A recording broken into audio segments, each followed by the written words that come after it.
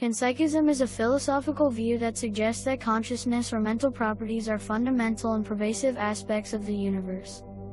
According to Panpsychism, all things, from the smallest particles to the largest structures in the universe, has some form of consciousness or mental experience. Unlike traditional views, which might attribute consciousness only to humans or animals, Panpsychism posits that even inanimate objects, such as rocks or atoms, possess some form of mental properties, though these may be very different from human or animal consciousness. Key features of Panpsychism: universal consciousness. Panpsychism holds that consciousness is not confined to certain complex organisms but is a universal feature of all matter. It suggests that every part of the universe has some degree of consciousness, though the form and complexity of this consciousness vary widely. Mental properties of matter. According to this view, consciousness is a fundamental quality of the universe, similar to how mass or energy are fundamental properties. This means that even elementary particles, such as electrons or quarks, might have a form of proto-consciousness or experience, though it is likely very simple and different from human consciousness. Degrees of consciousness. Panpsychism doesn't claim that all forms of consciousness are the same. Instead, it suggests that consciousness exists on a spectrum, with simple forms of consciousness and basic particles and more complex forms in higher organisms like humans and animals.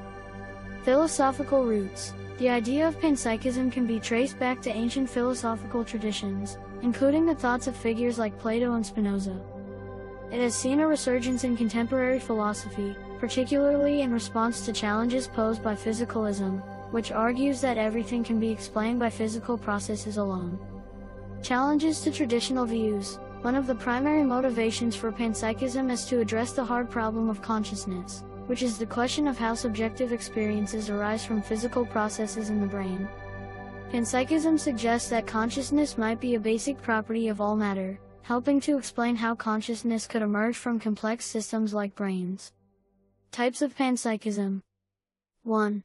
Cosmopsychism, the idea that the entire universe has a kind of unified consciousness, and the consciousness of individual entities, such as humans or animals, is part of this larger cosmic consciousness. 2. Micropsychism, the view that individual particles or fundamental constituents of matter possess their own forms of consciousness, which combine to form the consciousness of larger, complex beings like humans. Criticism of panpsychism. Lack of empirical evidence. One major criticism of panpsychism is the lack of empirical evidence for the idea that non-living entities possess consciousness.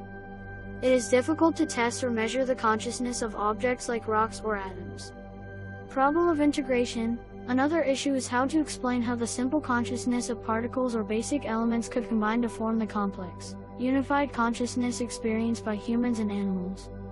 Anthropocentrism. Some critics argue that panpsychism might still be too anthropocentric by attributing some kind of consciousness to everything, but it may still fail to account for non-human forms of intelligence or experience in a way that respects their uniqueness. Supporters of panpsychism. 1. Contemporary philosophers. Many philosophers today, such as Galen Strawson, Philip Goff, and David Chalmers, are exploring or endorsing panpsychism as a possible solution to the problem of consciousness. 2. Scientific resonance. Some proponents argue that panpsychism could provide a more coherent view of consciousness, especially in the face of challenges posed by materialist or reductionist views, which struggle to explain the subjective nature of experience, the what it is like aspect of consciousness. Conclusion. In essence, panpsychism proposes that consciousness is a fundamental aspect of reality, existing in all things, even at the most basic level of matter.